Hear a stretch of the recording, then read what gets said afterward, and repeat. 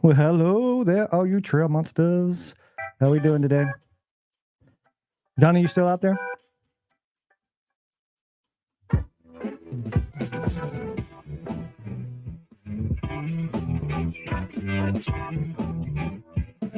We're going to be on our special guest, Mr. Trail Pimp.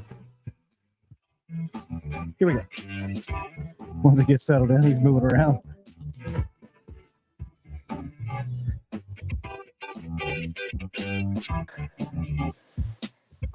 Well, hello there, good sir. How are you? Hey Neil, how's it going, buddy? Good. It's great to have you on the show. Thanks for coming on and Thanks, accepting man. the invite. I It's always appreciate it. hard to get a new guest on when you're just starting out a podcast like this. Although I do have some other guests already lined up for the next couple of weeks. So Oh, that's great, man. yeah, so far the people I've asked have been gracious enough to go, yeah, let's try it. And you're one of Okay. them. So here we are. And Johnny's in the chat. He's probably like the only one right now in the chat. What's up, Johnny? Hey, Johnny.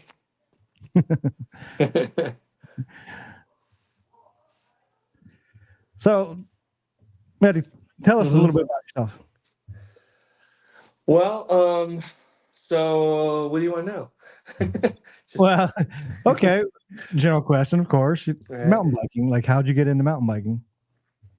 Well, I think I was 14 when I started. I started out the wheel shop, which was a bike shop in Sacramento that was across the street from my house, and I was hanging out at this bike shop, and they it was kind of like a mom and pop type of shop, and they brought me on, and they said, "Hey, do you want to start working here? We can't pay you. We can give you a few bucks under the table. But we can't get you a paycheck, but we can hook you up and help you out and get you good deals and stuff." And I was like, "Okay, sure." I was like, "Yeah, sure, I'll come on," and that's where I started kind of getting into road bikes. But then I had a road bike for a few months, and then I was like, I want to get on one of these mountain bikes because they sold mountain bikes back then, and this was in the '80s, and in the mid '80s, and I tried a mountain bike, and then I was like, oh, okay, I don't really want a road bike anymore ever again. I want to just ride my mountain bike. It's so funny. Like, how many roadies have you met that have got into mountain biking? Is like, what have I been doing? Like, Yeah, mountain biking, where it's at. Now, some people go back and forth, of course, but like once some of them get into mountain biking, sometimes they never look back. That's right, and that's what happened to me. I was just like, wow, what am I even doing on this road bike? This road bike just isn't really that fun. And I just had some flat trails that I could ride, but even those flat trails were just amazing. I was just having so much fun riding those trails. Yeah, It was awesome. Yeah. there's in different places that you live. Like Tucson, we have amazing single track out here. Right. But there's other places I've lived where your other option was riding like ATV 2 tracks. So you could ride out in the desert out here, and not necessarily a mountain bike trail, but you would take mountain bikes out on these like ATV 2 tracks and ride out there and not get the same quite of experience, but you're still out there in nature. You're still out there doing that, essentially mountain biking, just not necessarily on single track trails. Oh, I lost you there. Oh, am I back? Oh yeah, you're back now. Okay, sorry about that. I'm trying to figure out how to see the chat here, but it's I can't. So go up to the top right, the comments on the top, because I see you had a comment on the private chat. Okay, let me see here. Because Johnny's in here, Lauren's in here. Okay, Somebody else is in here. do I just hit chat? It'll be comments. Comments. Oh, comments. Okay, sorry. Yeah. Let's see, COM. Or no, that's camera. Wait, more comments. Maybe it's under more comments. Oh, comments. There we go. Yeah. Okay. So you're on your phone, so it's a little different. Okay, so comments. It says join the chat. I'll join the chat. And then it says YouTube. Connect to the comments. Connect to your YouTube.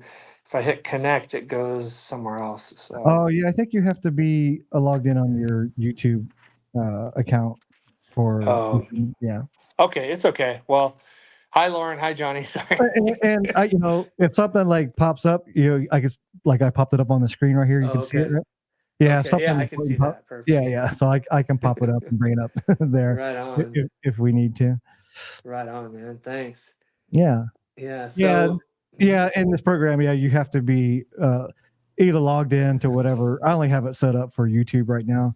But Oh, yeah, you okay. have to be like logged into your YouTube account to Oh, see okay.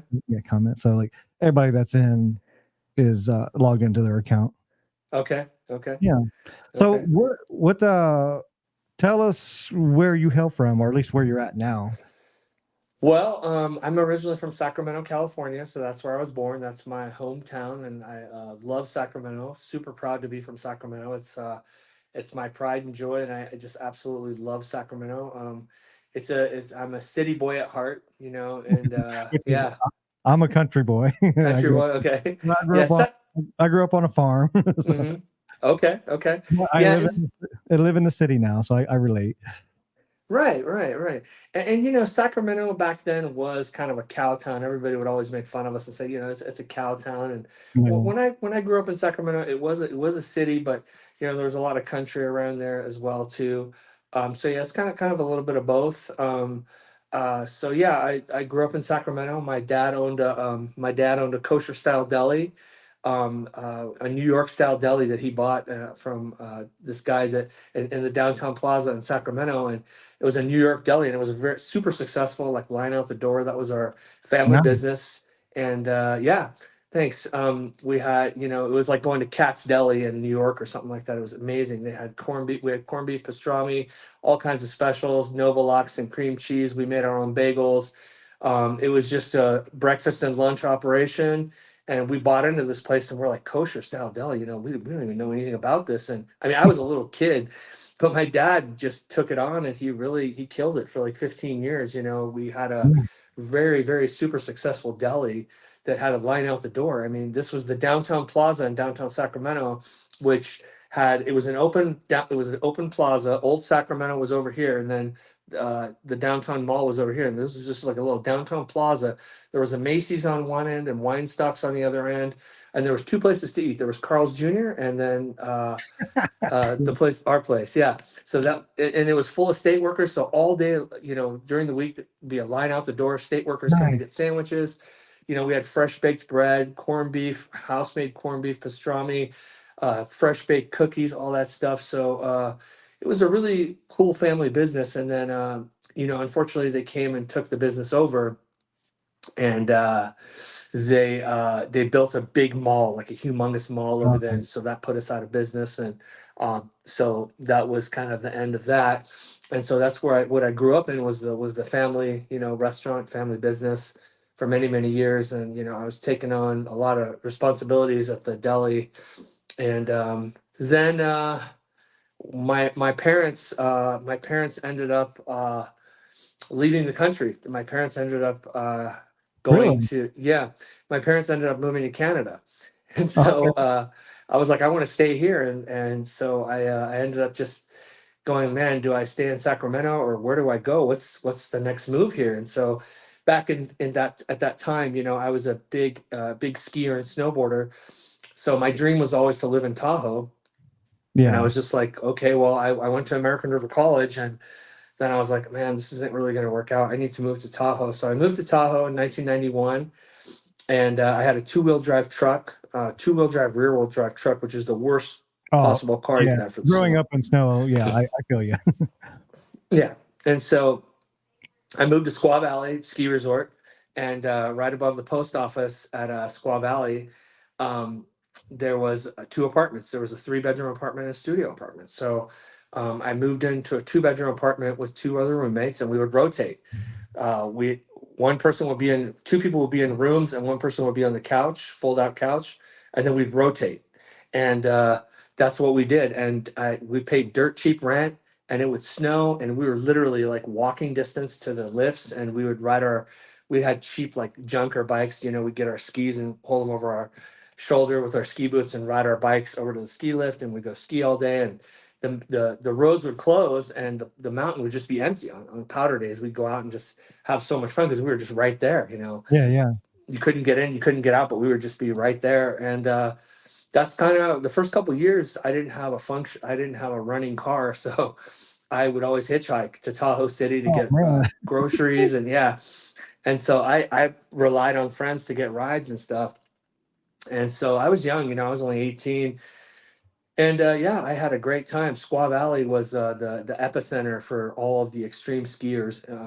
Like Scott Schmidt, Kevin Andrews, Kenny Isola, Darren Johnson. I mean, these were like big names back then. These were the guys that were all in the ski movies, and they were famous. And they called Squaw Valley at that time. They called it Squallywood because so many professional skiers and snowboarders came out of that mountain that were like world famous, and world famous athletes like guys like Brad Holmes, Sean Farmer, Olympic skiers like Johnny Mosley, so many famous names, Steve and Tamara McKinney. I mean, Olympic skiers. I mean, it's such a scene over there, and the mountain is like near vertical. Everything is like super steep, icy cliffs, and it gets a ton of snow, and there's people like jumping off massive cliffs and doing crazy shit, and just the most extreme things you could even imagine somebody doing on skis. And back then in the 80s and in the 90s, the skis were like little toothpicks. They were Yeah, like yeah. little skinny.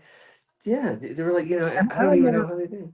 Yeah, I never really skied. I mean, I growing up where I grew up, there was no mountains, so my introduction to any of that was there was a comedy out called Ski Yeah, Patrol during that. I don't remember. right. Yeah. So, that was like my only exposure to like Yeah. skiing.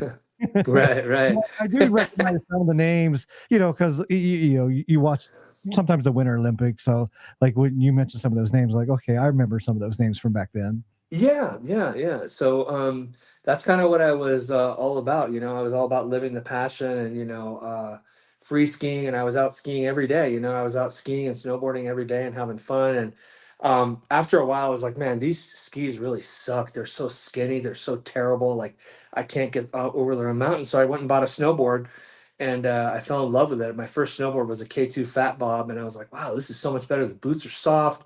I can get around through this heavy snow. I can get around through the powder much better. And so I've switched to snowboarding, and that's what I would do. I would snowboard and ski during the day. And then I had like an afternoon job. I'd work in hotels and hospitality and stuff like that, like swing shift. So I could pull that off. And so I was basically based out of Squaw Valley, which is now called Palisades, Tahoe, for 2 or 3 years. I didn't have a car. And then I finally got a four-wheel drive truck, and I was like, okay, cool. I can get into town and get groceries now and do all this stuff. And so I lived a pretty isolated life. And then sometimes I would take the winters off, and I would work construction all summer. That's what a lot of people do in Tahoe is they work construction in the summer and the spring and the fall, and then they take the winters off and they ski and snowboard 150 days. And that's just what you do. You go on unemployment, and then you do that. So I did that for a while too. Um, and then I got into real estate.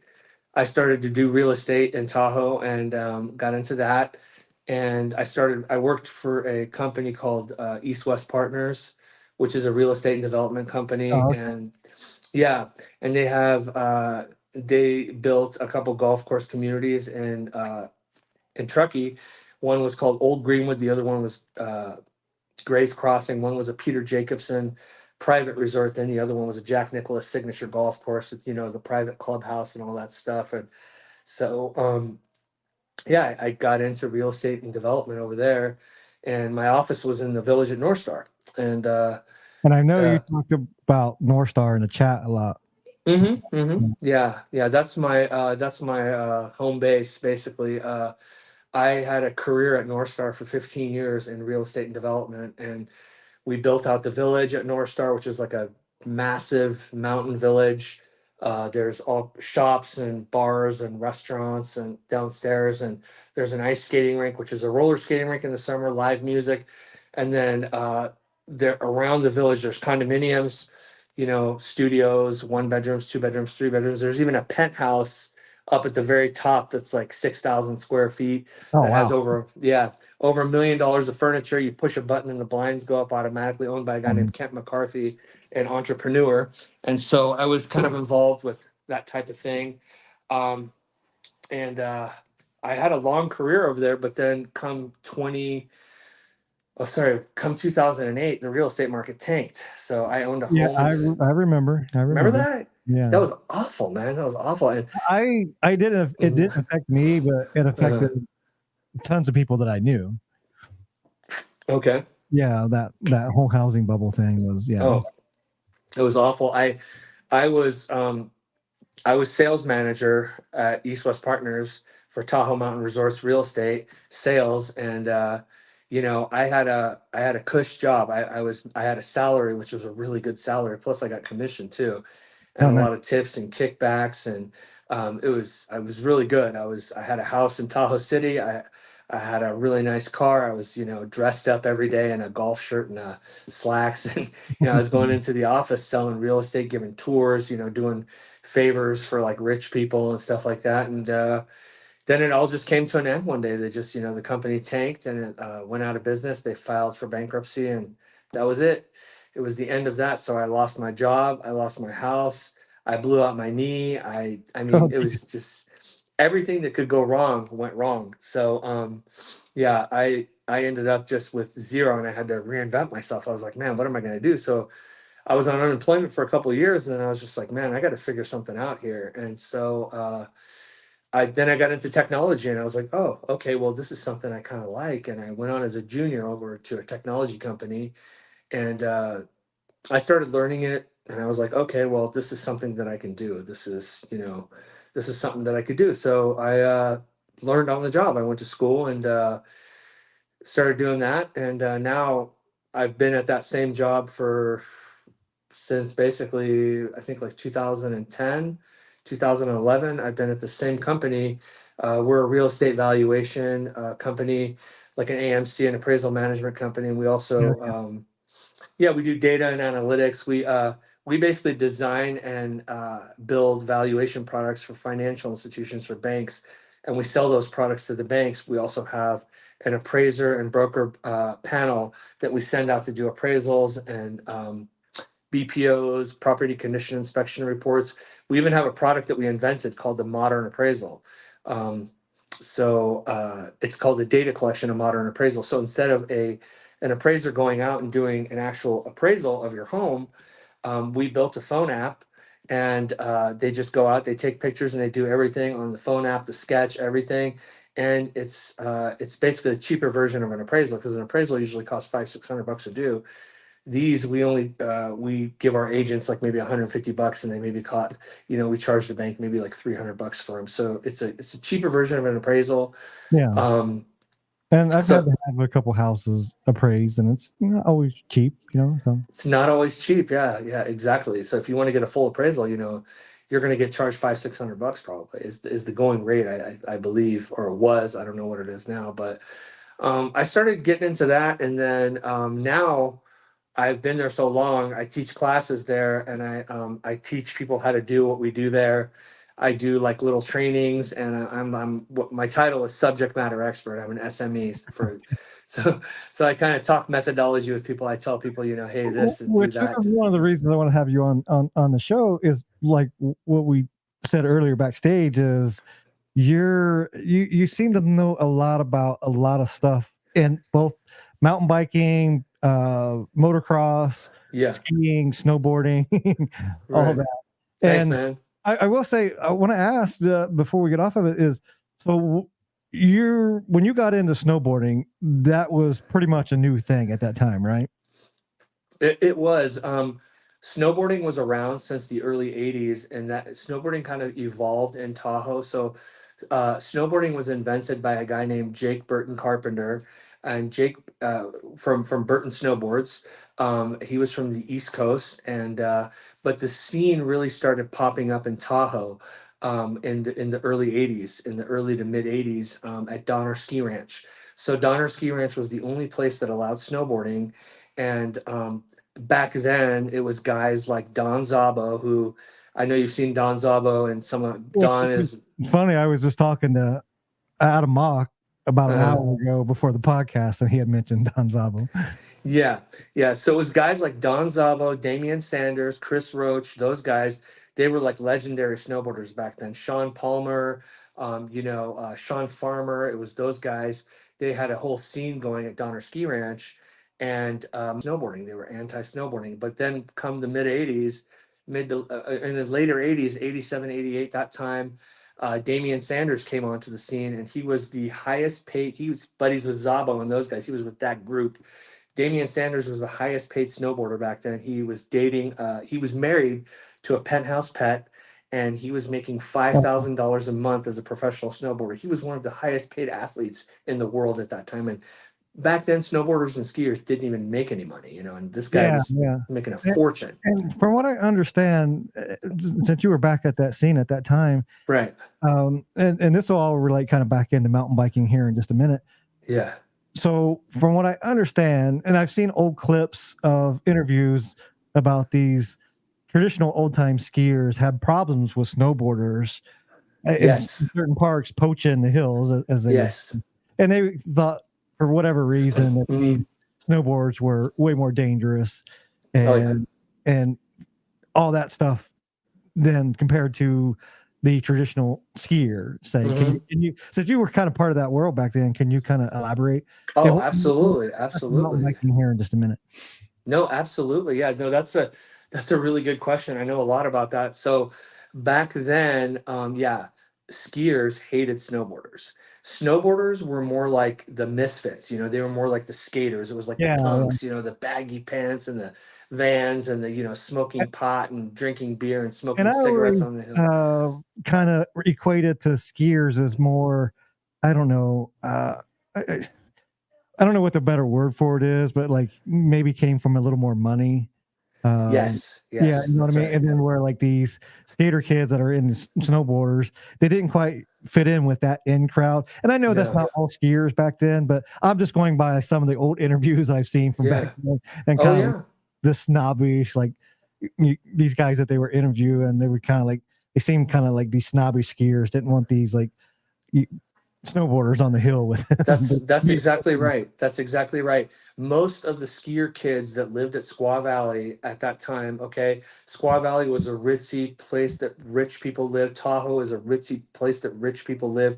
All of those kids that lived in Squaw, they all went to the Squaw Valley Academy. They were all entitled. They had like 10 pairs of skis. Their parents put them in the racing program, them, their brothers, their sisters.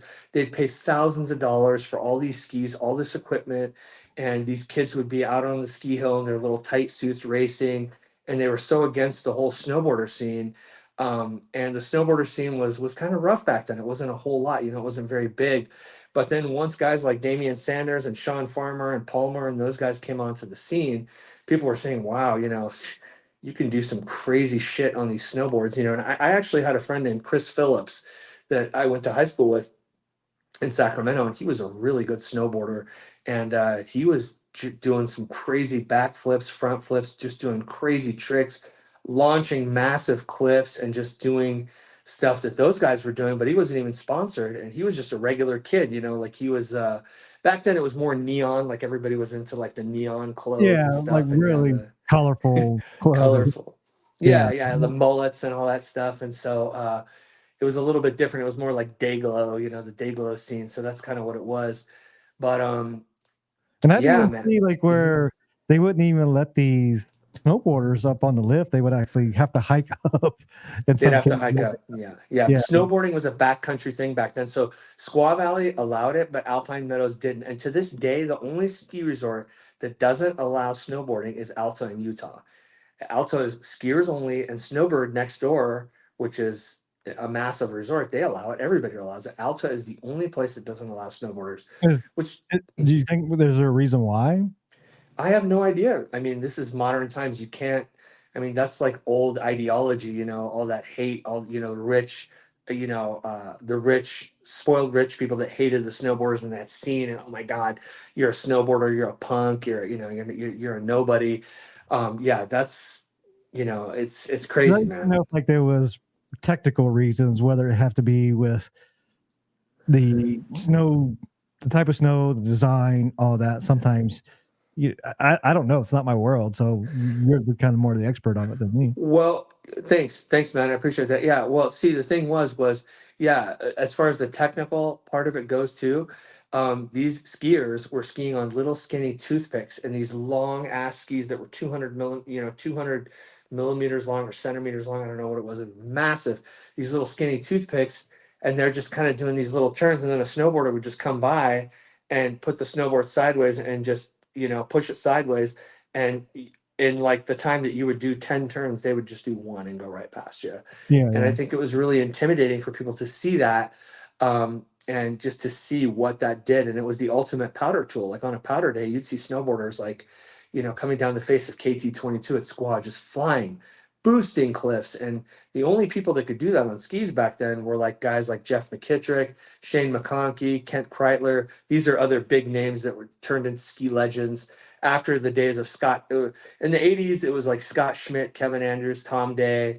It was that scene. Those guys went along, and then came Shane McConkey, Kent Kreitler, Scott and Rob Gaffney, and a whole new scene emerged. And then at that time, in the 90s, a whole new scene emerged, and also the new school movement came with skis, and twin tip skis came out, and so everything just kind of changed and evolved, But at first, it was really hostile between skiers and snowboarders. There'd be skiers and snowboarders getting into fights in the yeah. lift line, and the And, ski.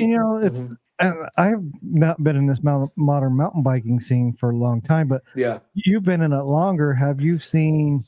And I've never really even heard of this, like Mhm. to where certain disciplines of mountain biking, I've never heard of like all out fist fights going on between Yeah. an enduro guy and a cross country guy. Like, but I haven't been in the scene as long as you.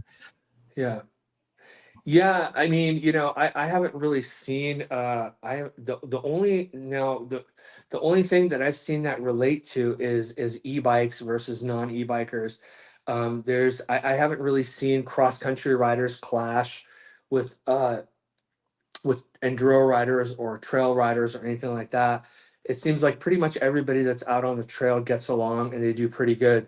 Where you see the problem is e-bikers versus non-e-bikers. Non-e-bikers absolutely hate e-bikers. They It's so funny. I don't have that experience. I mean, Yeah, maybe it's just the local scene out here, but I will say, like, there's some razzing, some jabs, but it's yeah, all, for most part, out here at least, it's all in relatively good fun. Now there are a few, you know, mhm, vocal minority, I will say, right.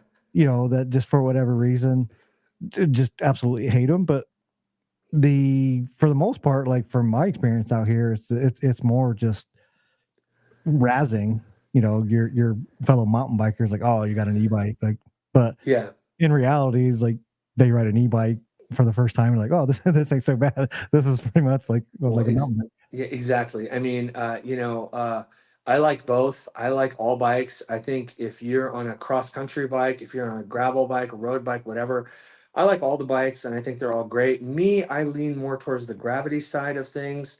I like more of the enduro bike with, 160, 170 travel, that has really good geometry that can pedal really well.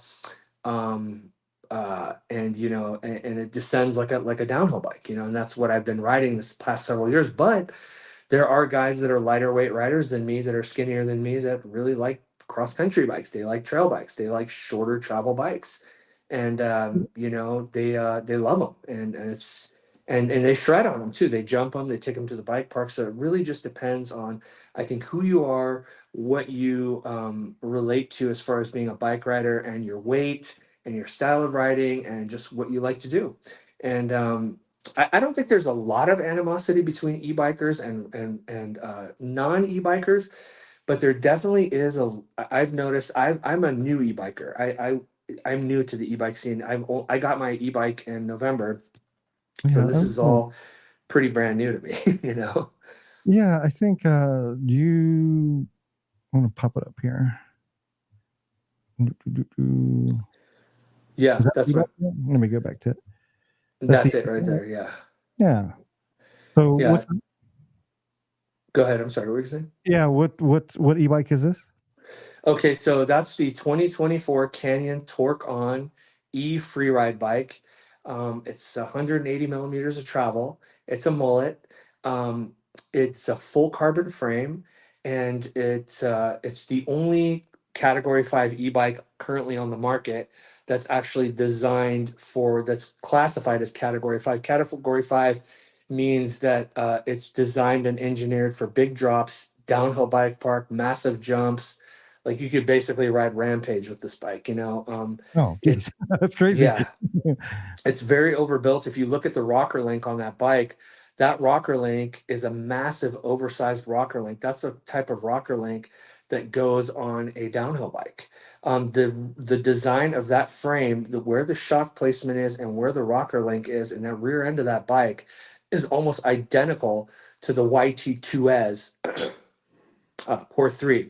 To the 2S, a new 2S just got released. A new YT downhill bike just got released, but pretty similar to this. But the Aaron Gwynn design, this bike is designed like that. And this is the free ride e-bike. It's not a downhill bike, but you can really feel it. Gotta take a sip of water. Yeah. Yeah, that's right. I always have to have my tea nearby because I'm not used to talking a lot. So for me to talk for an hour is actually kind of unusual for me to talk for an hour straight. Right. Although, like the guests do most of the talking, I guess. And I'm sorry, I have really bad vision, so I can't see the comments. So thanks to everybody who's commenting. Oh yeah, so yeah, Mark just popped in. So hey, Mark. Mark's in the chat, and all right, and Lauren. Yeah, my buddy Mark Hill, what a great guy. I gotta say, I'm so lucky. I know Mark. Mark is just such a super guy. I don't even know how I met him.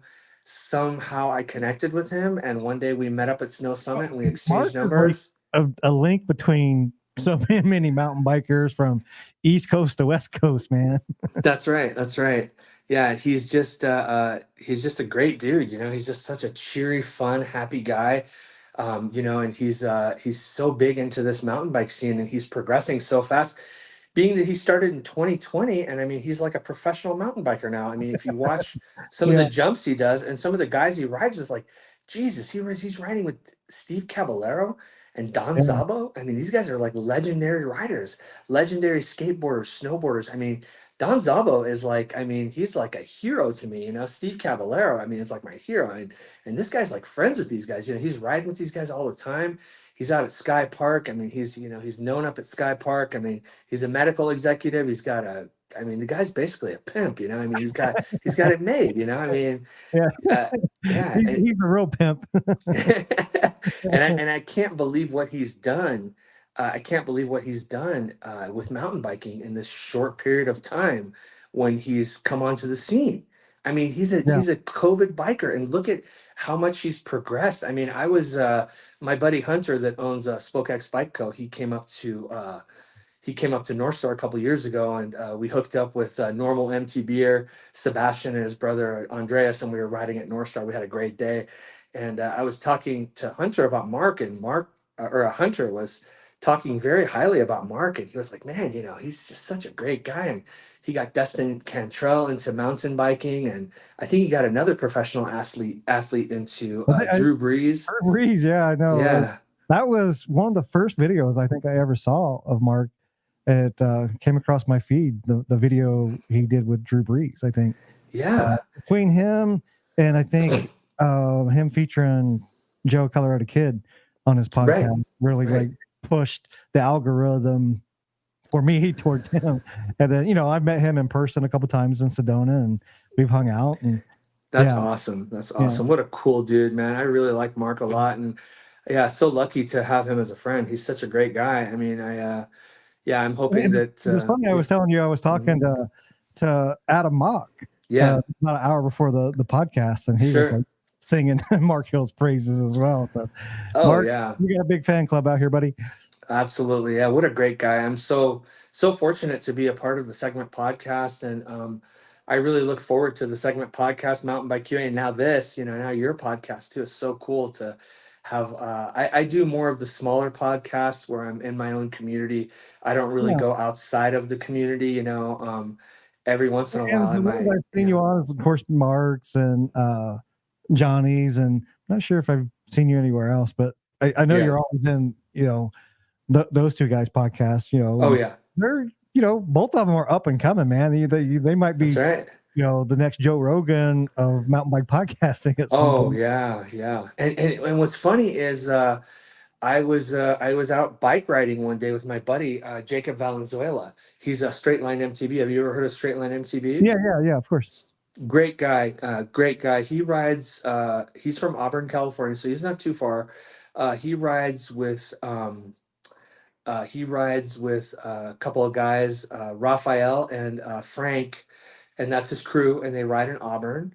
And they're a great group of guys. Raphael is like a medical executive like Mark, and he has like 10 Yetis. And this other guy, Frank, is an older gentleman, and I've ridden with them several times in Auburn and just had a great time. And one day I was out on a ride with them in Auburn, and uh, Jacob was like, "Hey, I met this professional interviewer guy named Johnnie U. He's like a pro. He's like Hollywood guy, and he's in the Hollywood scene and all this stuff. And he's a professional interviewer, and I'm really excited. I'm going to be on his show."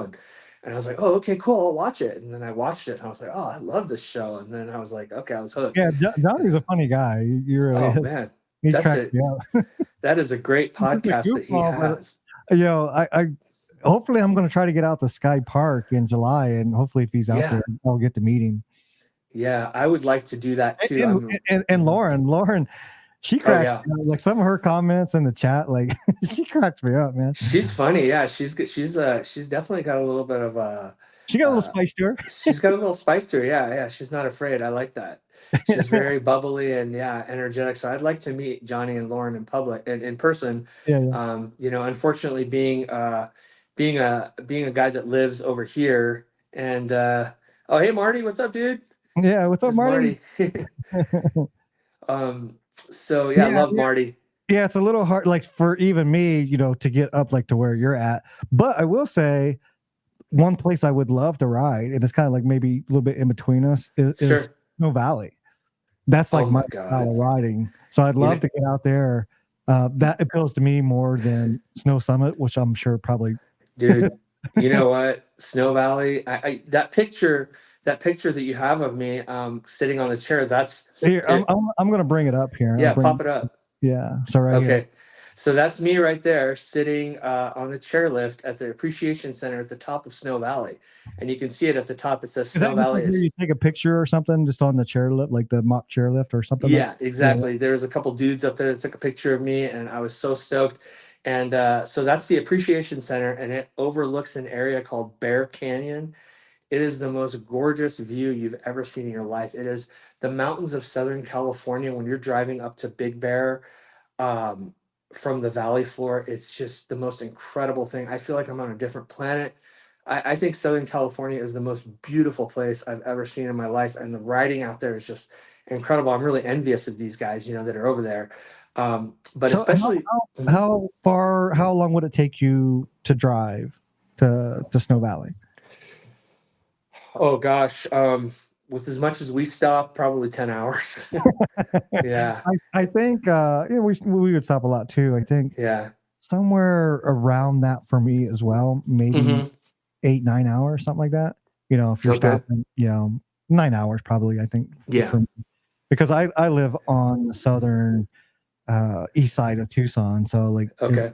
we're like you can get from Tucson to Phoenix in 2 hours, but Yeah. like where I'm at, it's more closer to like 3 hours. So I'm like 3 hours further away from like any bike park other than Yeah. say Angel Fire. I can make it Oh to yeah. Angel Fire a little bit quicker than some people just because the area where I live. Hmm. You But would all the love. other big parks are like just further away from me than Phoenix or uh, if you live in Phoenix, you can get to Sunrise Bike Park a little quicker. You can Hmm. get over to Snow Summit a little quicker. For me, it takes another 3 hours of driving compared to Oh that. wow. Yeah. Wow. Yeah. So yeah, I absolutely love Snow Valley. It's my favorite bike park I've ever been to. It's got a lot of terrain. It's super fun, man. It's loose and drifty. It's sandy. It's just what I like. It's like dirt biking. It's like sliding around on a dirt bike.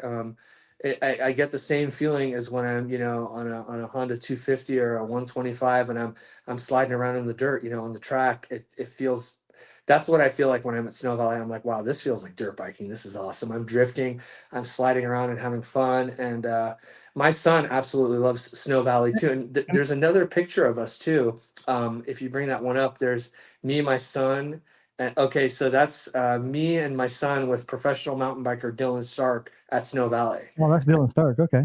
That's Dylan Stark with his downhill bike.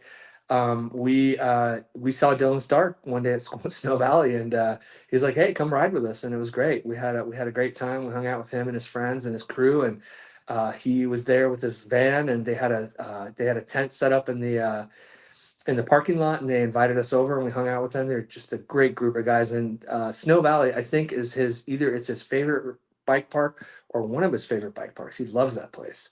Yeah, like if I ever get there in the next year or so, like I'll definitely Yeah. let you know. I'm like, hey, coming out that way, and maybe.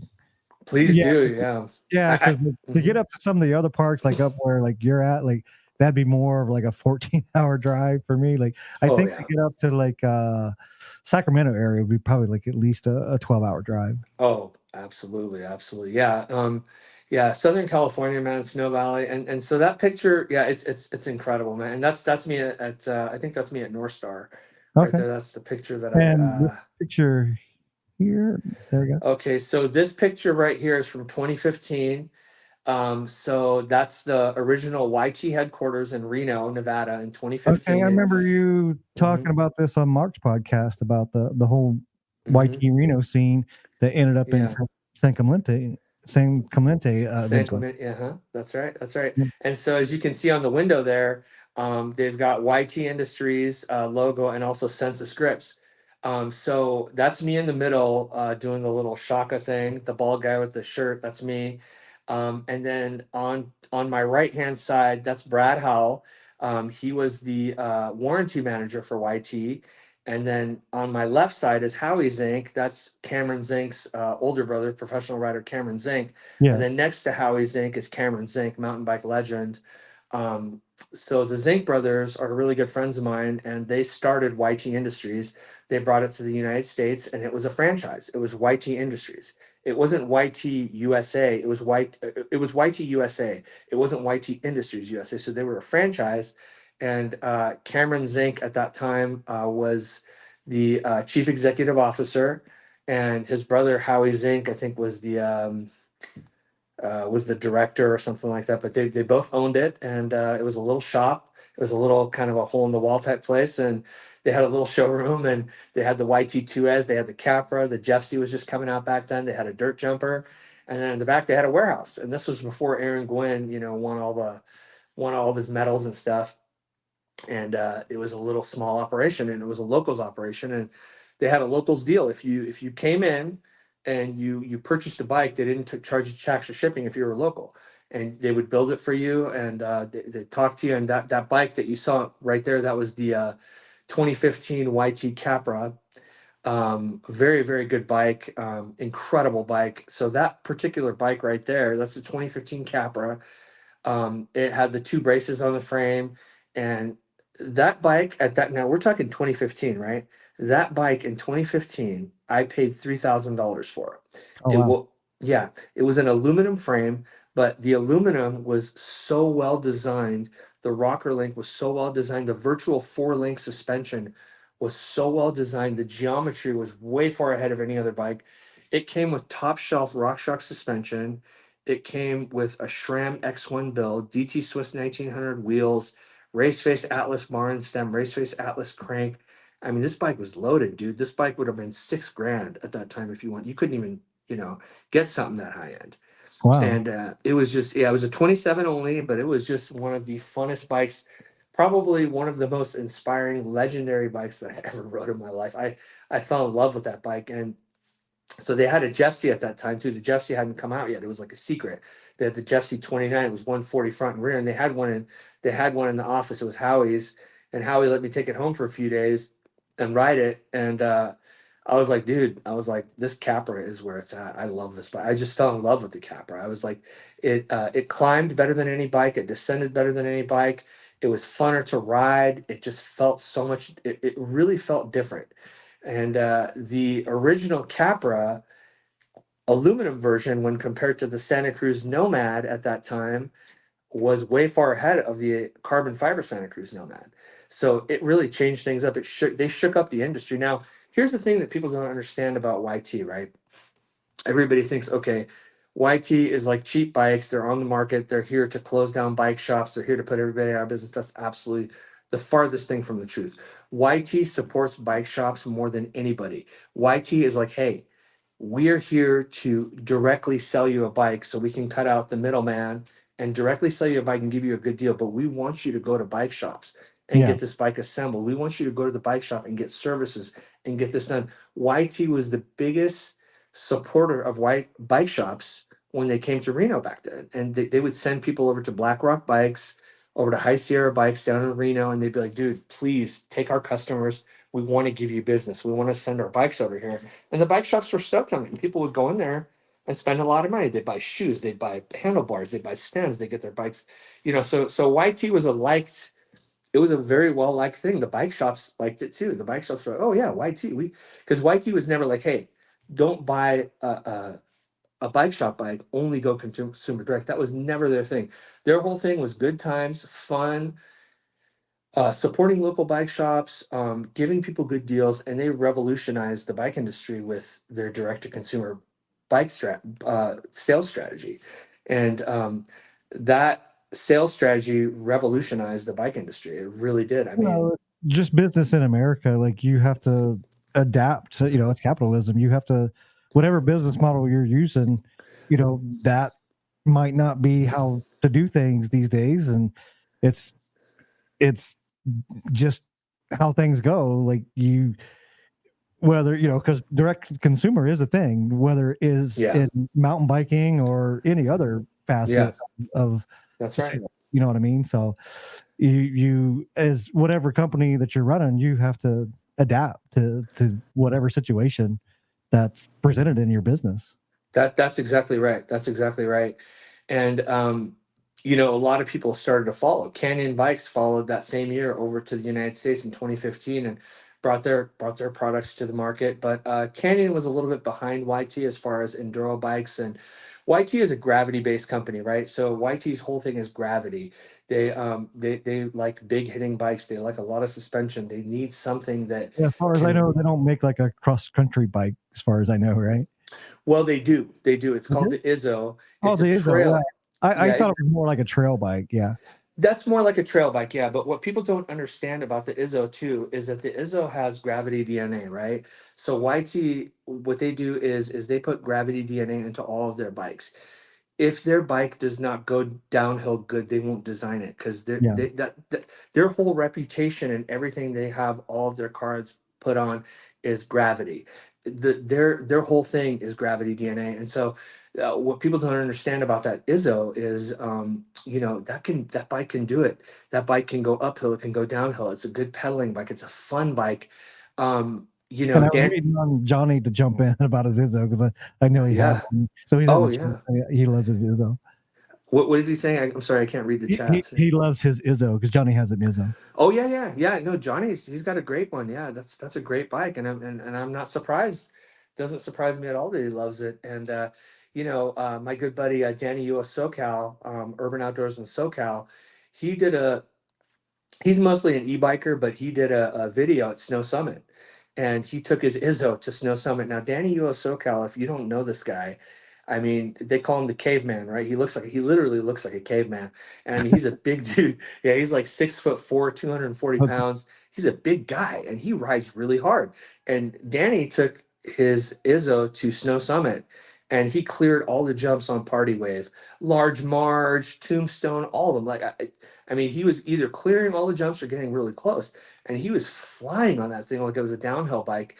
And so that to me, right there, I've never ridden an Izzo personally, but I know Danny. Danny's a friend of mine, and seeing that Danny being as big as he is and how hard he rides, how he shredded on that bike, that was definitely a selling point for me. I was like, wow, I really want to get this bike. I was I would love stoked to on it. ride one just to see because Yeah. I ride both a trail bike and I ride an enduro. Mhm. My bikes I have are salsas, but I would Oh like yeah. to, yeah, I would like to ride an Izzo just to see because I've heard it's a little lighter. Oh yeah, yeah. I think it's got 140 in the front and 130 in the rear, and it's a vertical shock, and I think it has like a lockout, like a Scott.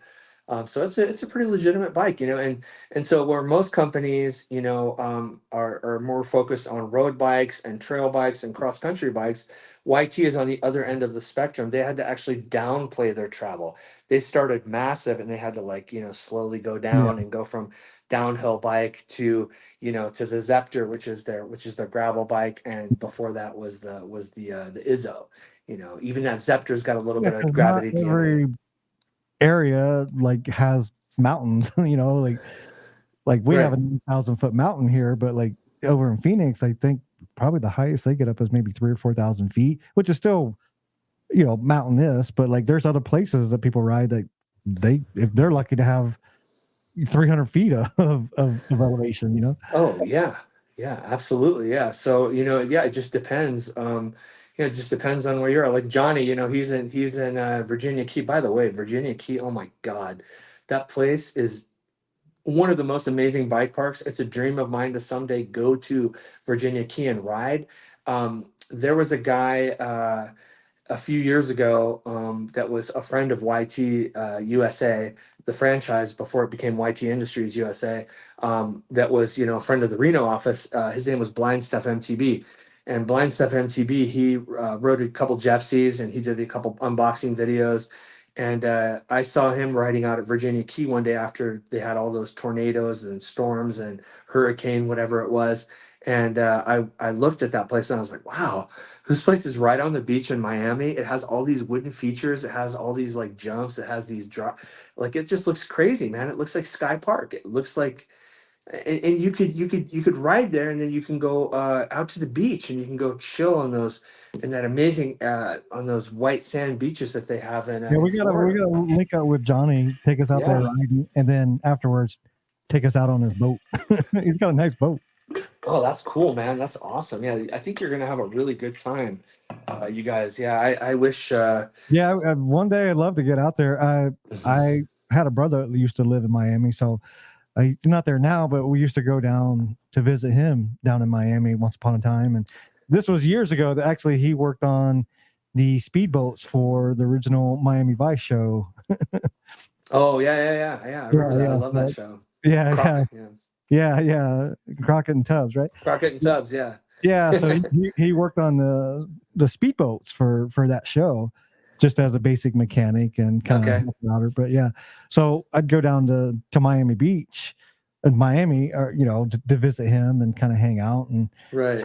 And I lived in Jacksonville, Florida, for a little bit, but Oh wow. not Okay. quite the same as Miami. But yeah, we got to get to Miami and hang out with Johnny and Lauren. That would be really fun, man. I'd really like to go to Florida, go on a little vacation, and you know, hang out. And I yeah, that's my thing I want to do in Miami is I want to go to Miami and hang out and, you know, experience the beach and the culture and the food and all that stuff. And but I also want to go to Virginia Key.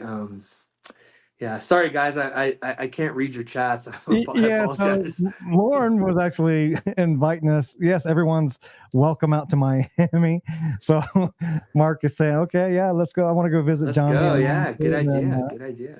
yeah, then Marty was talking. Yeah, and Lauren was like, yeah, let's make it happen. And Marty was talking. I was talking about the old speedboats. He's like, yeah, those were uh, the old school boats back then. Oh yeah, yeah, very cool. Yeah, like the ones they had on Miami Vice. Exactly. Yeah, Yeah, yeah. So yeah. the old fast boats. Yep. Right, right. Those big ass boats. Yeah, Yeah. yeah. That's cool, man. I like that.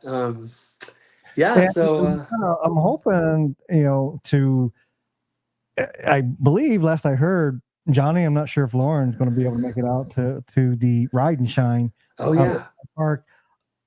And I was talking to Adam Mock about this as well. Is I'm going to try to make it out there. Uh, if the schedules work out, it's up in the air right now, but I'm definitely trying to make it out there for the Ride and hmm Shine.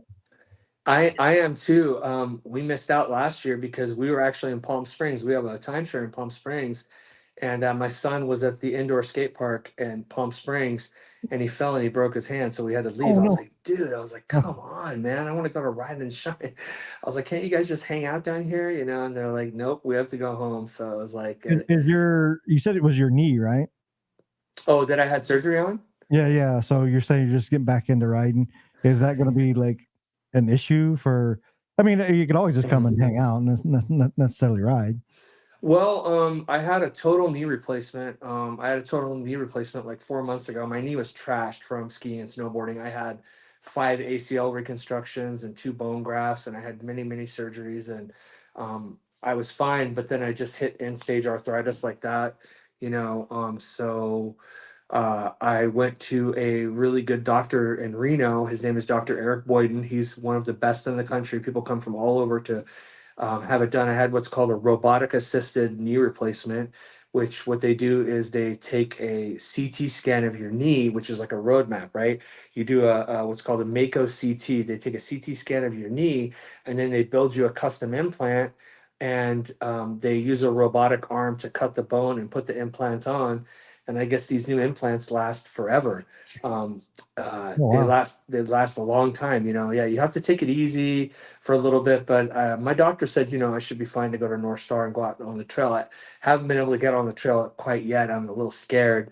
I'm still strengthening it. I go to the gym every day. I'm working out. I do the bike. I do intense bike riding at the gym, elliptical. I do all the weights, but my e-bike is just fun to cruise around, man. So we ended up moving to Reno. We ended up moving to Reno a few months ago because living up in Tahoe as long as I did in that last year's winter, we got so much snow. We got nearly 700 inches of snow at our house. I think more. It was too hard to deal with. That's crazy. Um, yeah, on two different We don't get occasions. snow out here. We don't get snow. Yeah, on 2 different occasions, we had 7 feet of snow in one night. I mean, it was insane, dude. That's nuts. It dangerous. Yeah. Yeah. Marty was in the chat saying about your robo knee. Robo knee.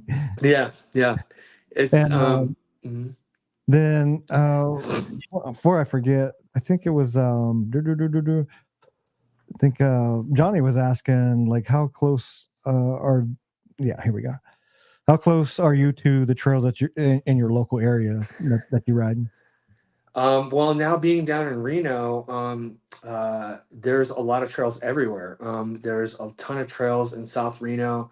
Right behind our house here, is we live, so we don't live in like downtown Reno where the casinos are and stuff. We live in South Reno. We live in a ranch area, but it's an urban area. It's called downtown Damani Ranch. It's all built up. It's all houses. It used to be a hunting and ranch area. It's an area where it's a wetland nature preserve area, and there's a lot of hot springs.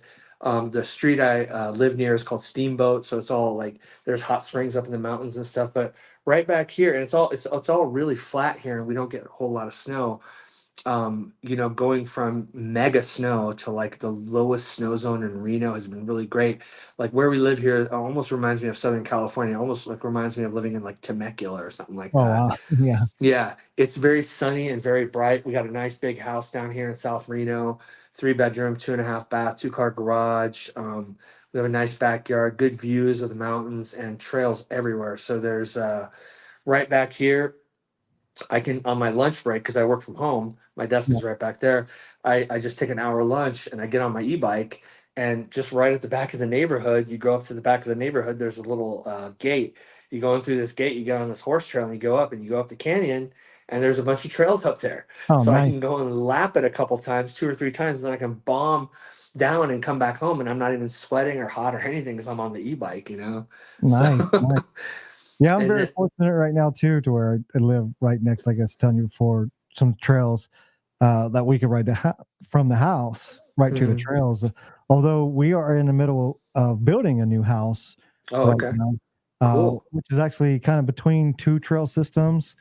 So we'll probably have to drive to the trailhead, but it's like a 5-10 minute drive to the trailhead. Oh wow, that's Yeah. cool, man. That's And awesome, dude. yeah, and it's we're building this like mini mansion house.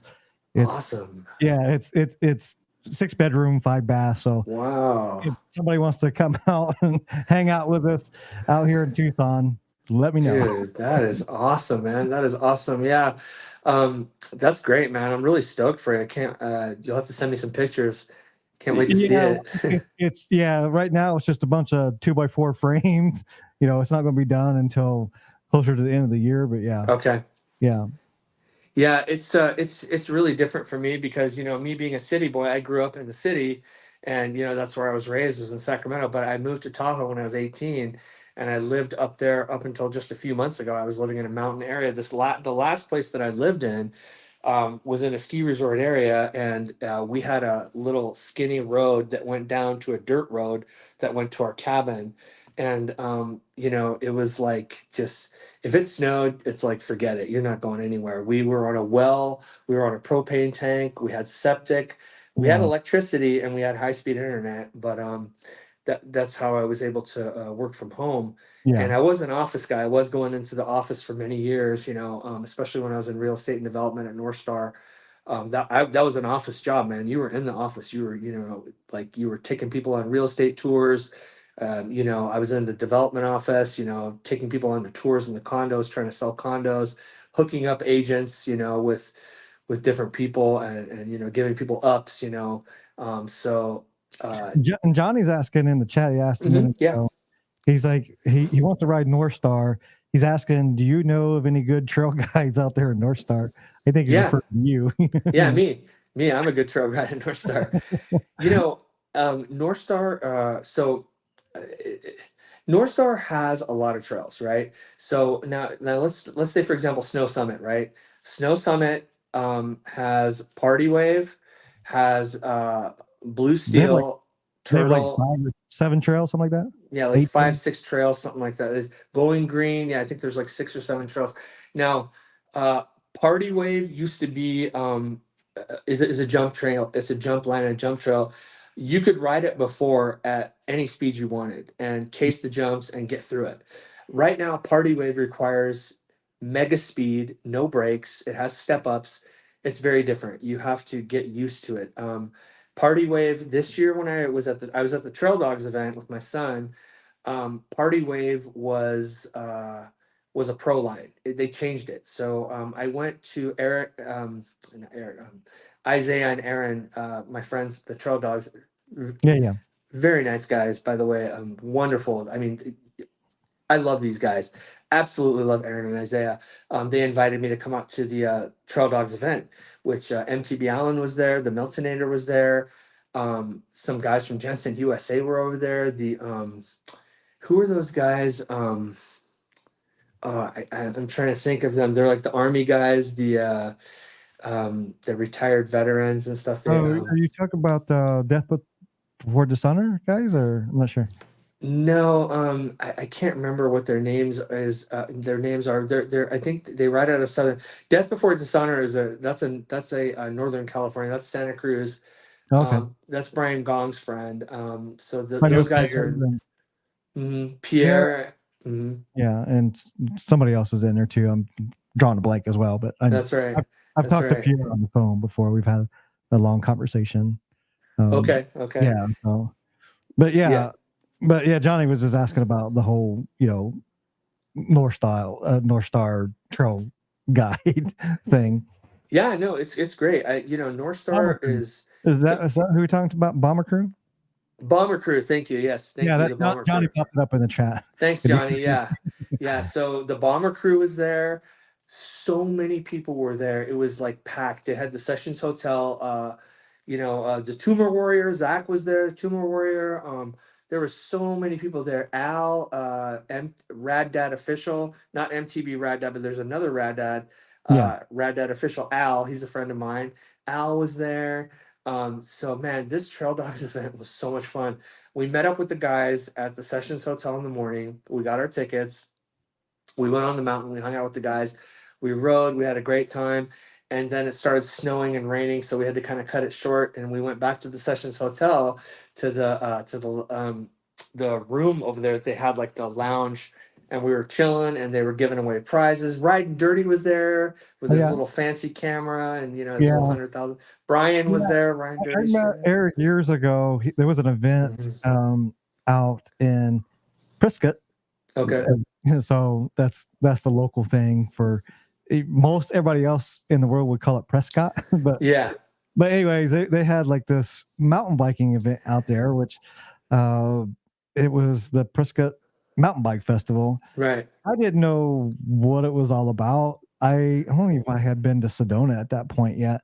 And I was thinking it was kind of like on the lines of Sedona, not so Right. much, at least at that time. But I because both myself and Eric are in Arizona, a lot of times we'll just be randomly at Sunrise Bike Park at the same time and run into each other. Or Oh, Sedona, cool. like a lot of times we have no idea each other's there. And, you know, Hmm. Eric will be at the podcast house with Mark and the crew and Joey Yates over there. So That's cool, man. I yeah, I've like run that. into Eric quite a few times.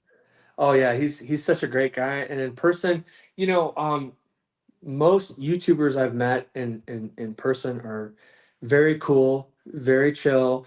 I became friends with the Miltonator recently, and we know each other's names. You know, we're friends, and MTB Allen. Like I saw MTB Allen, and I was like, "Hey, it's Trail Pimp." He's like, "Oh my God, Trail Pimp!" He gave me a big hug. He's like, "Hey, let's go riding." And then I saw the Miltonator. The Miltonator, same thing. He's like, "Oh, dude, what's up, man? It's so nice to see you." So pretty much for the most part, every YouTuber has just been super, super nice. Aaron And and Johnny's Mhm. asking a question. Since Sure, you are a supporter of all these creators like right. myself, and Hmm. Johnny and Mark, he's asking, have you ever thought about being a content creator for mountain biking or whatever? Well, I think I need to start doing something because unfortunately I'm not on social media. So first I need to get on social media. I need to get on Instagram and I need to get on Facebook. I need to start connecting with people so Well, I you, can I mean, like, you mhm. a lot of people like us, we know you, we know about Yeah, you, and and for like any of us that started out, it's just the simplest GoPro camera and hit right. record, and that's it. That's where you start, and then you learn to Mhm. edit through the years, and next thing you know, your 5 minute POV video is turning into a 20-hour editing session that I had in my last video was about 15 hours of editing, and that's just what it turns into. But there's other POV videos that take literally 5 minutes to upload. You just start it, and that's it. Yeah, I mean, I wouldn't mind it, man. You know, I'd like to do something like that. I gotta just get into the groove, and I gotta get a camera and start doing that stuff. That'd be really fun. I don't know. I haven't done it, but what I've noticed is not being on social media and not being connected.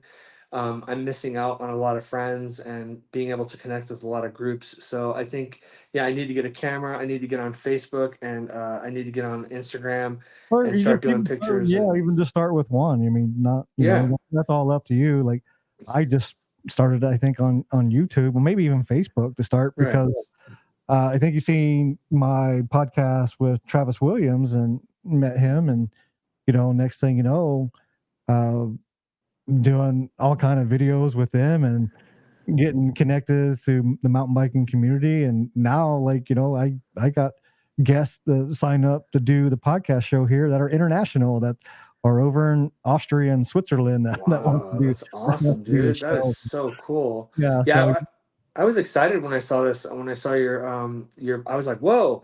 I was at Planet Fitness. I was like, oh my gosh, it's Trail Monster. He's live. He's got a podcast. I was like, what's going on here? And I got all excited. I was like, oh, cool. Now I can have some fun riding the bike. I can watch a podcast. yeah, and I'm definitely not at the level of Mark and Johnny yet, but practice, like you keep doing things over and over, and you try to find your little things to make your mark on the whatever genre you're in. And here I am That connected with that's you, and yeah, I'm lucky enough that Mark and Johnny popped into the podcast. I'm sure they're going to be supportive because they're in that realm as well. And right. like Mark and Johnny, like I just want to kind of highlight some people and kind of shine some light on some people that are not only in uh, the creator space, but guys like you that are supporting these creators Oh, that thanks, man. jumping into these podcasts. And even Marty here, Yeah. overseas, he's coming in. He's always popping into these Oh podcasts. yeah, Marty's a legend. I saw Marty on I really like Marty a lot. I saw him on a mountain bike Q&A. I thought that was really cool. I was like, all right, somebody, yeah, they did a story. He did he did a podcast about Marty, and that was really cool. Going out to New Zealand, he had his YT Jeff C Core One or Generation One hanging on the wall, and Yeah. he was on his farm and showing all that country that he lives out in. And I thought that was one of my favorite podcasts. I thought that was really cool, and to get to know Yeah. Marty. Marty is Him like in a that like super fan, little just like cave me. with the Yeah. water, and yeah. Hmm. And like just seeing guys like that, and Yeah. and it's, and like I said, I got some content creators that are booked on the show too. The next week's guest on the 13th, he's an up and coming content creator on YouTube. He has quite the following. So it's Awesome. I'm like I said, told you before, so far all the people I've invited to come on, they've said yeah. But I'm trying to start small and just see where it takes it, and go from there. That's awesome, dude. That's awesome. Yeah, I'm really stoked for you, man. Yeah, thanks so much for having me on.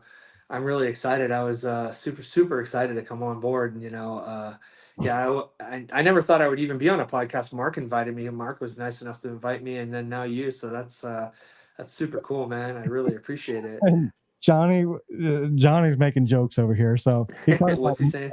he's talking about Marty. Marty's the man, and he showed me his favorite cow. His next text was, "Now he's horny." What's wrong with you, man? What's wrong? That's I love your awesome. sense of humor, though, man. Yeah, Oh my that's god. awesome, man.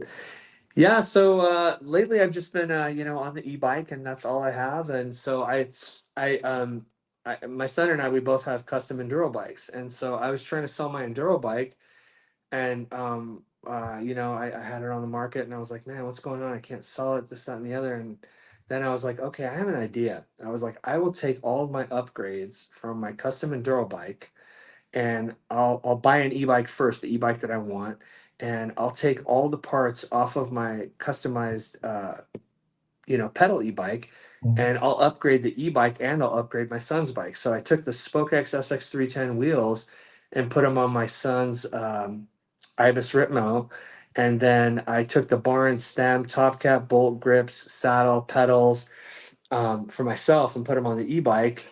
And then I put some cush cores on, and I did a bunch of customizations, pimped it out. But the bike currently, the way it is, though, and I also got a Spring Tech coil from Mike down at Gravity Bikes. And so in the front, I've got coil on my 38, and then I've got a X2 in the back. So it's a lot of fun, man. I've got the bike comes stock with a 720 watt hour battery, but it also fits a 900 watt hour battery.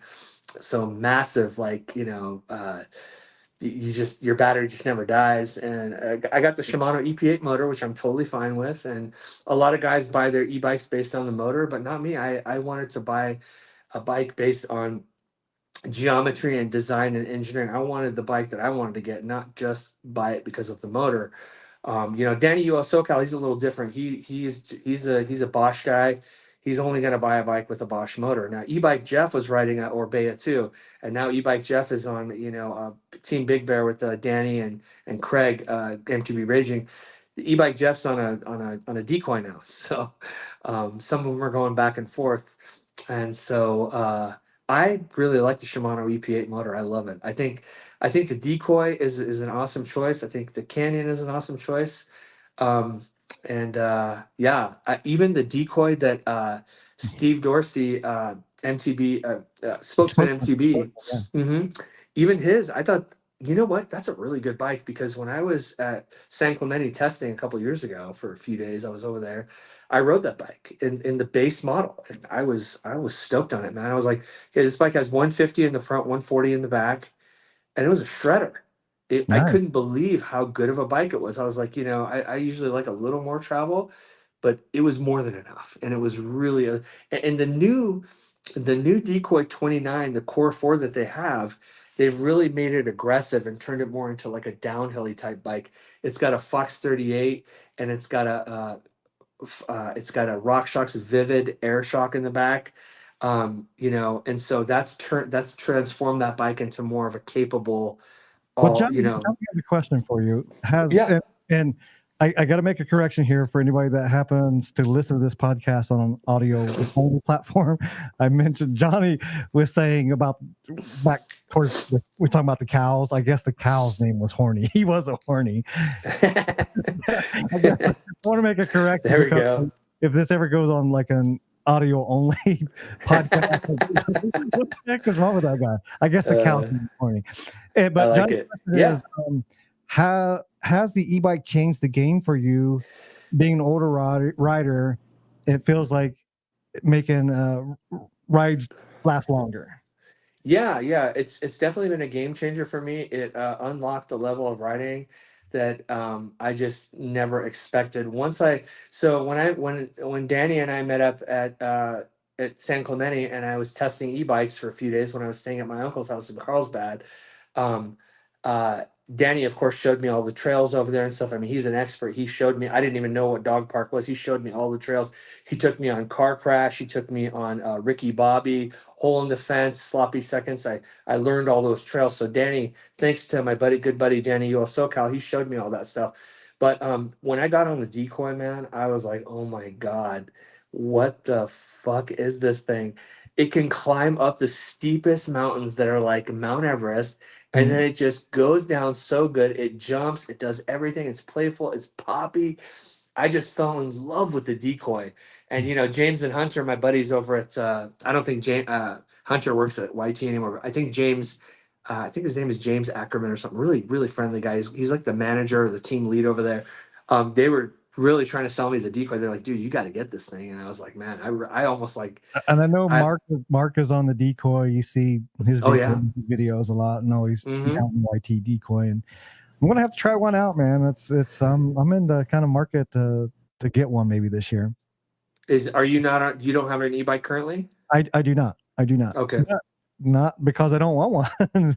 It's just Yeah. I have a busy schedule, all that. So I haven't got a really round to testing too many out. But like I'd love to jump on the decoy and see how that goes. Yeah, it's a good bike, and it's a game changer, dude. Like, not only going up is way more fun. Like when I have a full powered e-bike. I have a full powered gravity oriented heavy e-bike, and man, that thing flies up the hill. I ride in boost consistently. I never ride in anything else, just boost. And when I'm riding up the hill, man, it's like almost dangerous, dude. Like you're out of control. Like if you hit one, like you could just get thrown off the bike. It's almost more dangerous riding up than down. And then when you're down, I'm still in boost, and you just fly, and it just eats everything up. It just chews through everything. Yeah, Marty is saying the Levos are the most Hmm. popular e-bike in New Zealand. Okay, I'm that's a not great sure if bike. I Yeah. rode a Levo. The Levo is essentially the stump jumper, right? The stump jumper is the oldest trail bike on the market. The stump jumper came out in 1981. Okay, Mhm. so in 2021, it had its 40th anniversary. That bike has been on the market for over 40 years. It had its 40th birthday. So the Levo, the Turbo Levo, is the stump jumper with a motor. The Canevo is the Enduro with a motor, and they Okay. have the light version and the heavier version. But yeah, we used to call the stump jumper the ultimate trail bike because it really is. It's been a game changer, and so with that turning into e-bikes. Now, Specialized is a whole different thing when it comes to e-bikes. Their technology, their motors, everything is just, I mean, it's out of this world, but a lot more expensive. So you got to take that into Yeah, consideration too. and I haven't priced them too much, but the YT decoy seems to be a fair price compared to some other ones I've Oh, seen. dude, yeah. The decoy, and you know what? The new decoy is incredible. Not only the 29 decoy, how they've made it more downhill and aggressive. They put a 38 on it, and it's got the Vivid RockShox Vivid air shock in the back, which has really transformed that bike. The bike that Spokesman's on, and the new decoy, it just looks so good. The Core 4 is an incredible build. Do they It's an make one incredible bike. model that's a mullet, correct? That's a mullet. Yeah. There's the decoy. There's the decoy, which is the MX, right? That's the 29/27/5. That has 170 in the front, 165 in the back. Then there's the decoy 29, which is their trail all mountain bike, which can still do it. Don't think that 145, 150 can't do it. It can. It can get the job done really well too. Um, that bike is 150, 145. So that's the two options. Now, YT just released a new downhill bike. The brand new 2S just came out after the 2S and the Decoy are the longest running bikes in the YT lineup right now. They've been such good bikes that they haven't had to do anything with them. Now, that with the new 2S coming out, the new 2S downhill bike, that's the most adjustable downhill bike on the market right now. And YT just brought Valley Hall, world champion, back onto YT. So they're going to be doing some really cool things with that bike. And she's going to take it to the next level with that bike. And I think the Decoy is going to be the next bike for a redesign, from a ground up redesign, because the Decoy came out in 2019. So it's been on the market for 5 years now. It's still a really good bike, just like the Ibis Ritmo, which has been around a long time. It can do it. It doesn't need to be changed. It's perfect the way it is. But I feel like with them revising the 2S, I think the Decoy is going to be next. So I think next year we're going to see a whole brand new Decoy. It's going to be a whole different animal, and who knows what they're going to do. I think they're going to Yeah, take it to the next level. yeah. I'm a shorter guy. I'm like Okay. on a good day, I'm 5'7", Okay. and more like 5'5" and 3/4 most days. Okay. Like the 29ers, I have a 29er that I can turn into a mullet. Mhm. The mullet kind of appealed to me as a shorter rider, just because having both 29-inch wheels, even with a shorter frame, it's a little bit tough for me to feel comfortable with the height. So like, hopefully that if they do redesign that, hopefully they still keep a mullet option. Yeah, yeah. And now it really depends on what bike you're on too. So a bike that has a very low standover, like what my son rides, is the Ibis Ritmo AF. It's a custom build, and I he was 14 when I bought him that bike. It's a Jensen USA custom build, and he was 14 when I bought him that bike, and he got a large, and he was 5'7", and now he's like 6'1", and that bike goes from 5'7" to 6'1".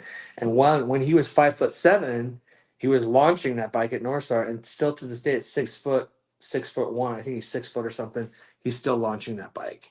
And so it really depends on the geometry and the design. Some full 29ers for a smaller rider are great. Some are not so great for the smaller rider. And the biggest thing, in my opinion, is the seat tube length. A lot of bikes focus on all this fluff. Oh, our suspension is this, like, the Delta, Dave's extra legitimate travel apparatus, or the DW Link, or, whatever their design is. Polygon has the independent floating suspension, IFS. But the one thing that a lot of companies overlook is standover. It's the seat tube length. That's the most important part of the geometry of the bike. And a lot of companies overlook that and look at other things and they're like, wait a minute, you have this really long standover, you have all this design, but this bike is like this high and you got 29-inch wheels. Well, what if a smaller rider has to get on the bike? It Yeah, and sucks. that's for me for sure. And Yeah. Mark is asking, Yeah.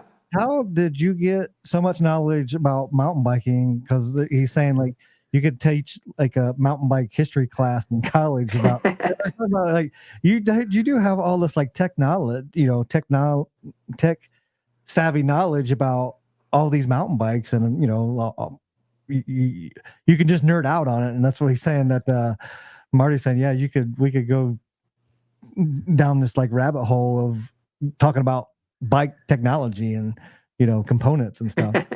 Hey, thanks, Mark. Thanks, Marty. I appreciate it, dudes. Much appreciated. Thank you. Yeah, I'm just that's just what I do for a living. I'm an SME. I'm a subject matter expert. So I talk methodology all day. I became a geek when I became a tech guy. When I went from real estate to Um, tech, I became a geek. And mountain bikes was just something that I was really into. And with the internet and being able to do research and read up on things, I really do a lot of research on bikes, and I look at them, and I buy a bike based on geometry. I don't need to ride a bike I don't yeah. need to test ride a bike before I get it. I buy it solely based on the geometry, the suspension kinematics, the build. It has to check certain boxes for me, and I know what I want. I know exactly what I want. I would have to Yeah. ride it. Like, I, Mm-hmm. for Mm-hmm. me, I would That's right. definitely have to ride it first. I mean, that's just because I know basic stuff, but like Yeah. to deep dive into it like you, like I I couldn't do it. Like I just know like, hey, this bike feels okay, and or this bike Yeah. doesn't, and I can go with it that way. And that's why Yeah. the companies that do these rentals and do Hmm. that type of stuff, like at Sedona or wherever, that's kind of good because like my next bike purchase will probably like do that. I'll probably have to get a little bit of time on the bike and go Yeah. from there and just see how it feels for me. Because you know, the big thing for a lot of these bikes, they're mostly 29ers, and That's I right. have both.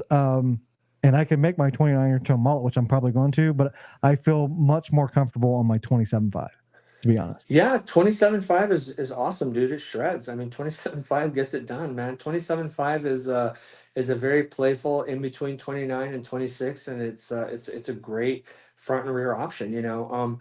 As far as 29 goes, I'm more of a 29er fan because of the more modern enduro bikes, but the current bike that I have, it's so futuristic and so long, low, and slack.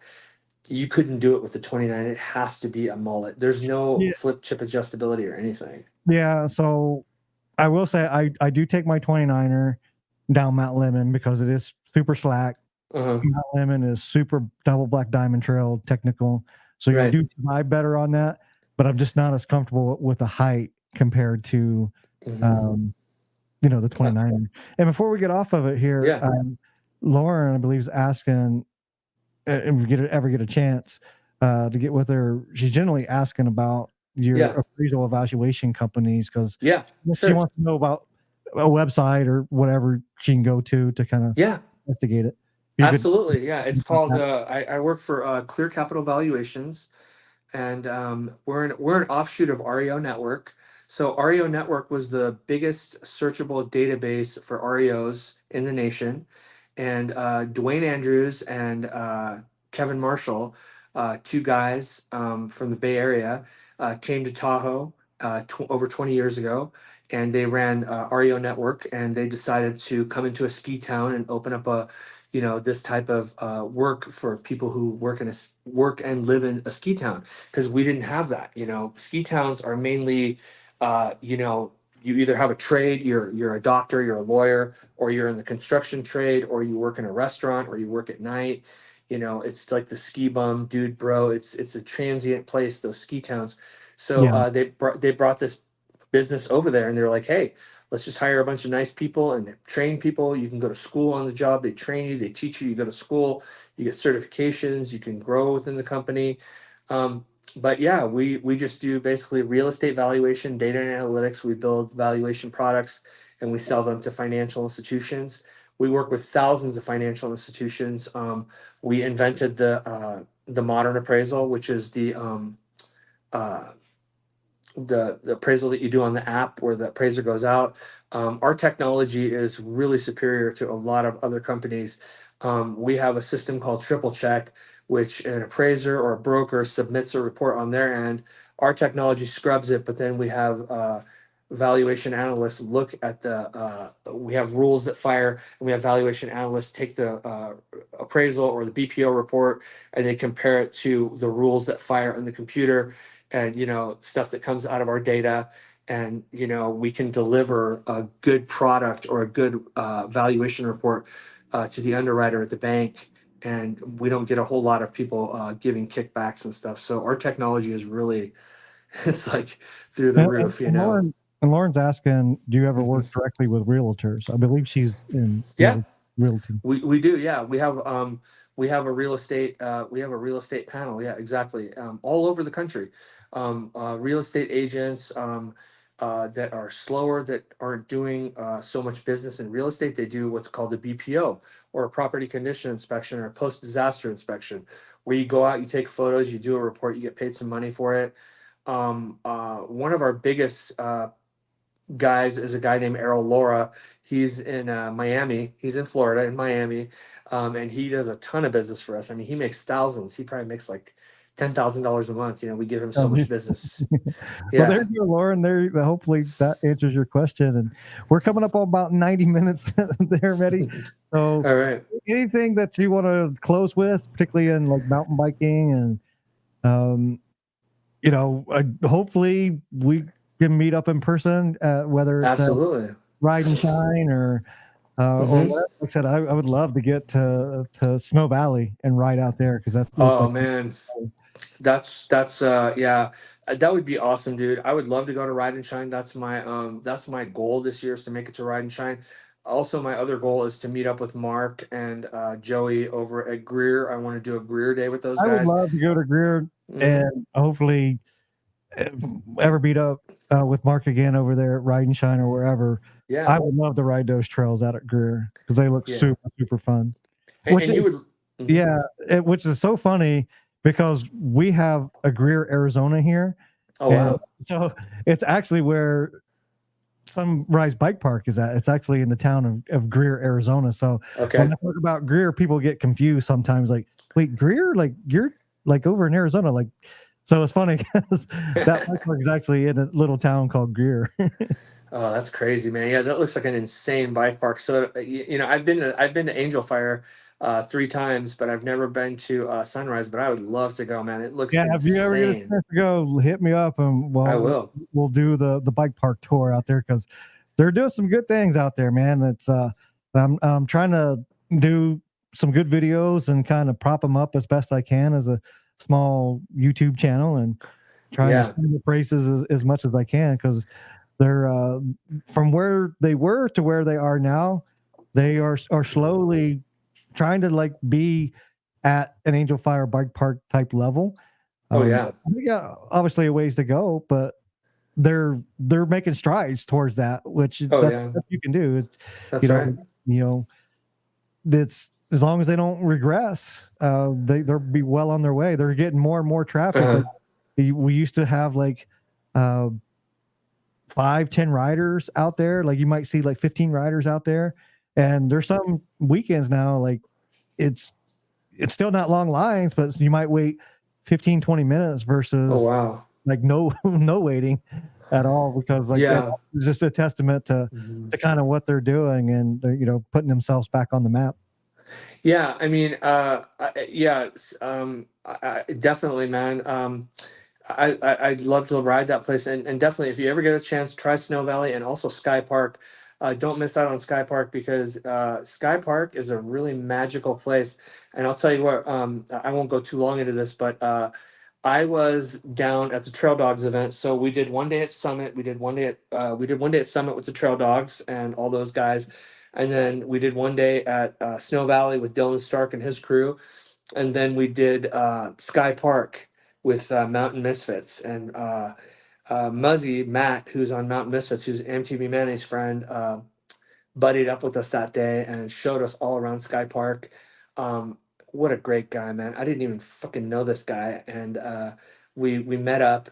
He bought me beers. He took us on a tour. He was so nice to us, so friendly, treated us like absolute family. I can't say enough good things about the Mountain Misfits.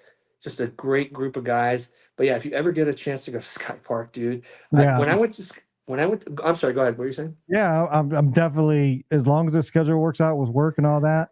Um, I'm trying to come. I'm trying to get out there for sure. Yeah. You'll love it, man. You'll love it. And I was like, I rode my enduro bike out there, and I was having a blast. And I was like, man, I wonder if I had an e-bike, what I could do at this place. Like, I would just be lapping the shit out of this place. Yeah, I was and I like, would love to take an e-bike there more than. And somebody was asking about my salsas.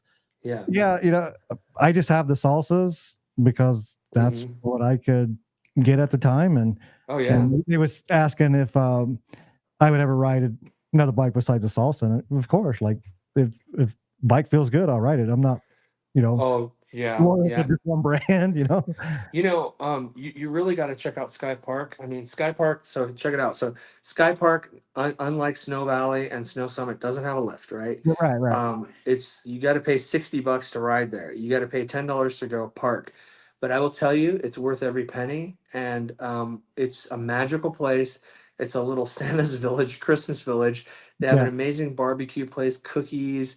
They got a cool bike shop. It's a good And I vibe know over just there. a Good little bit people. about the history, just a little bit. I know it used to Yeah. be just like a Santa's Village type theme park Uh-huh. type thing before it was a Right. mountain bike park, right? And then they kind of kept that theme going, whoever the new owners were, that transition.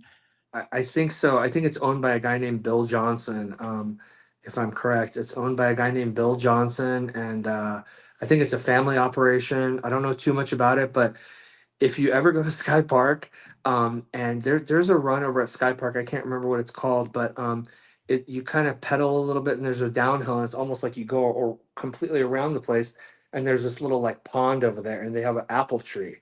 So me and my friend Matt from Mountain Misfits, we went over to the apple tree and we picked apples off of the No, tree. We no. were hungry, and we started eating these apples. There's these like little tiny apples, so delicious.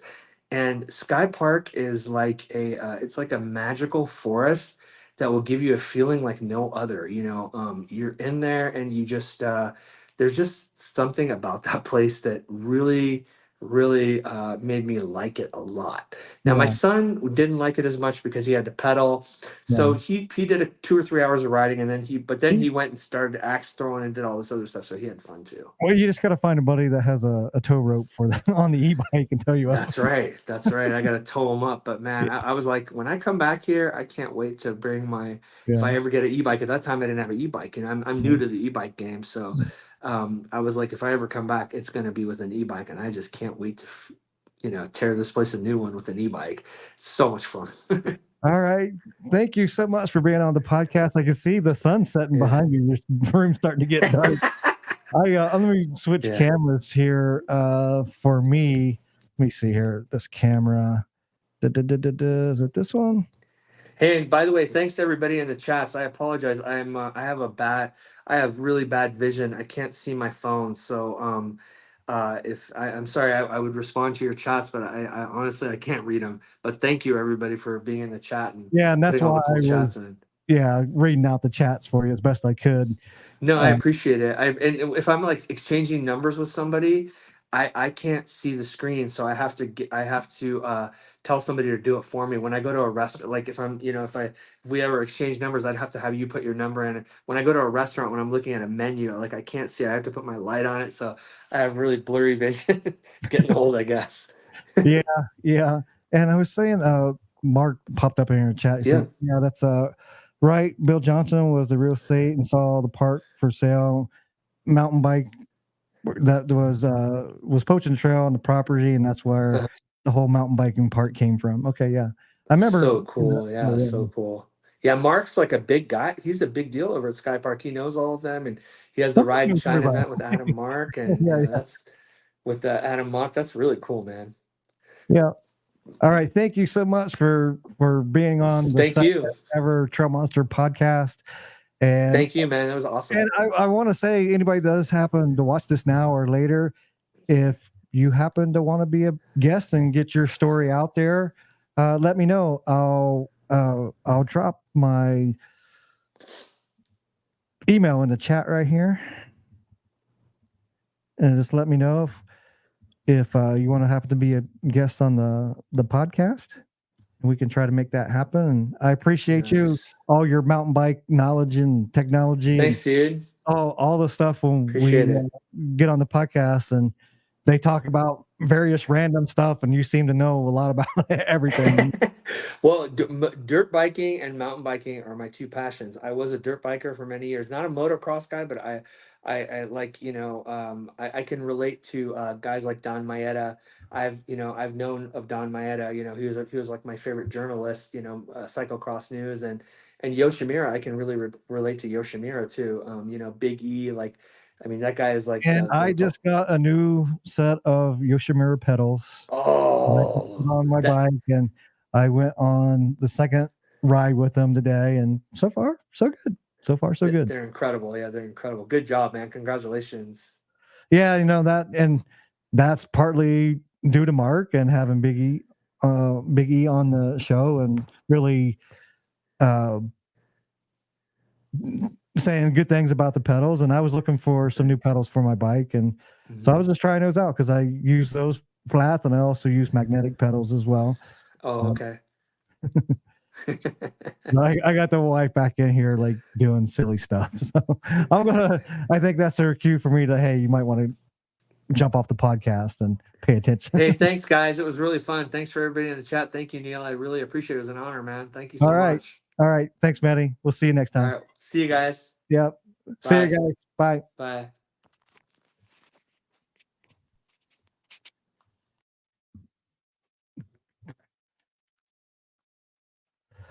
Oh my gosh, you're too funny.